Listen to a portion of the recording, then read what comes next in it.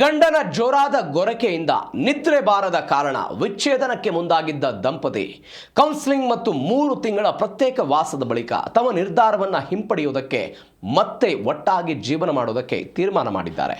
ಹೌದು, ಮಧ್ಯಪ್ರದೇಶದ ಭೋಪಾಲ್ನಲ್ಲಿ ನಡೆದ ಈ ಅಪರೂಪದ ಪ್ರಕರಣ ಕುಟುಂಬ ಸಮಾಲೋಚನೆಯ ವೇಳೆ ಬೆಳಕಿಗೆ ಬಂದಿದೆ. ಪತ್ನಿಗೆ ಗಂಡನ ಸ್ವಭಾವ, ಕುಟುಂಬ ಅಥವಾ ದಾಂಪತ್ಯ ಜೀವನದ ಬಗ್ಗೆ ಯಾವುದೇ ದೂರು ಇರಲಿಲ್ಲ. ಆದರೆ ಗಂಡನ ಜೋರಾದ ಗೊರಕೆಯಿಂದ ಪ್ರತಿ ರಾತ್ರಿ ನಿದ್ರೆ ಬಾರದ ಕಾರಣ ಮಾನಸಿಕವಾಗಿ ಕಂಗೆಟ್ಟು ವಿಚ್ಛೇದನವೇ ಪರಿಹಾರ ಅಂತ ಭಾವಿಸಿದ್ರು ಅಂತ ಕೌನ್ಸಿಲರ್ ತಿಳಿಸಿದ್ದಾರೆ. ಕುಟುಂಬ ಸಮಾಲೋಚನೆಯ ವೇಳೆ ಪತ್ನಿ, ಗಂಡ ತುಂಬಾ ಒಳ್ಳೆಯ ವ್ಯಕ್ತಿ, ಅವರ ಕುಟುಂಬದ ವಿರುದ್ಧವೂ ಯಾವುದೇ ದೂರಿಲ್ಲ, ಆದರೆ ರಾತ್ರಿ ಅವರ ಗೊರಕೆಯಿಂದ ನನಗೆ ನಿದ್ರೆ ಬರ್ತಿಲ್ಲ, ಇಡೀ ರಾತ್ರಿ ಎಚ್ಚರದಿಂದ ಇರುವುದಕ್ಕೆ ನನಗೆ ಸಾಧ್ಯ ಇಲ್ಲ ಅಂತ ತಿಳಿಸಿರುವುದಾಗಿ ರೀಟಾ ಹೇಳಿದ್ದಾರೆ. ಇನ್ನೊಂದು ಕಡೆ ತಾನು ಗೊರಕೆ ಹೊಡೆಯೋದೇ ಇಲ್ಲ ಅಂತ ಗಂಡ ಹೇಳ್ತಾ ಇರೋದ್ರಿಂದ ಪ್ರತಿ ದಿನ ಬೆಳಗ್ಗೆ ಇಬ್ಬರ ನಡುವೆ ಜಗಳವಾಗ್ತಿತ್ತು ಅಂತ ಅವರು ತಿಳಿಸಿದ್ದಾರೆ.